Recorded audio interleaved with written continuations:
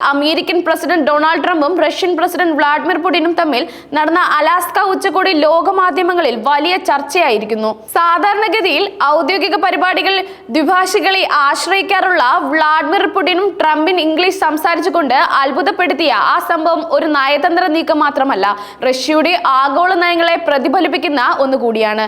American president Donald ട്രംപും Russian president Vladimir പുടിനും തമ്മിൽ നടന്ന അലാസ്ക ഉച്ചകോടി ഇരു നേതാക്കളുടെയും വ്യക്തിപരമായ നയതന്ത്ര ശൈലികൾക്ക് ഒരു ഉദാഹരണമായിരുന്നു. പ്രമുഖ മാധ്യമ പ്രവർത്തകർക്കിടയിൽ നടന്ന പത്രസമ്മേളനത്തിൽ എല്ലാ ശ്രദ്ധയും ട്രംപിന്റെയും പുടിന്റെയും മേലായിരുന്നു. അപ്പോഴാണ് പതിവില്ലാത്ത ഒരു സംഭവം നടന്നത്. സാധാരണഗതിയിൽ റഷ്യൻ ഭാഷ മാത്രം സംസാരിക്കുകയും ദ്വിഭാഷികളെ മാത്രം ആശ്രയിക്കുകയും ചെയ്യുന്ന വ്ളാഡിമിർ പുടിൻ ട്രംപിനോട് ഇംഗ്ലീഷിൽ സംസാരിച്ചു. വളരെ പ്രൊഫഷണലായ ഒരു പരിപാടിയിൽ വെച്ച് അടുത്ത തവണ മോസ്കോയിൽ എന്ന് പുടിൻ ഇംഗ്ലീഷിൽ പറഞ്ഞത് വളരെ ശ്രദ്ധേയമായ നീക്കമായിരുന്നു.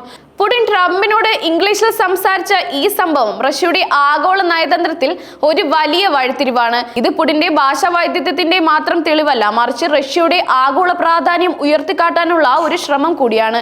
ആഗോള രാഷ്ട്രീയത്തിൽ റഷ്യയെ സംബന്ധിച്ചിടത്തോളം അമേരിക്കയേക്കാൾ വലിയ ശക്തികളുണ്ട് എന്ന സന്ദേശം നൽകാൻ പുടിൻ ശ്രമിച്ചു. പുടിന്റെ മാതൃഭാഷ റഷ്യനാണ്. എന്നാൽ ഔദ്യോഗിക വേദികളിൽ അദ്ദേഹം ജർമ്മൻ ഭാഷ സംസാരിക്കാറുണ്ട്. കിഴക്കൻ ജർമ്മനിയിൽ KGB ഓഫീസറായി സേവനമനുഷ്ഠിച്ച കാലത്താണ് അദ്ദേഹം ജർമ്മൻ ഭാഷ പഠിച്ചത്. അതിനാൽ തന്നെ ജർമ്മൻ മാധ്യമ പ്രവർത്തകരുമായി നേരിട്ട് സംസാരിക്കാൻ അദ്ദേഹത്തിന് യാതൊരു ബുദ്ധിമുട്ടുമില്ല.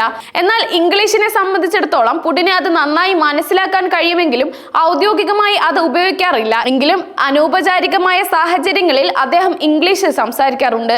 ട്രംപിനെ ഇംഗ്ലീഷ് മോസ്കോയിലേക്ക് ക്ഷണിച്ചതിലൂടെ പുടിൻ ട്രംപിന് ഒരു ശക്തമായ സന്ദേശം നൽകുകയായിരുന്നു.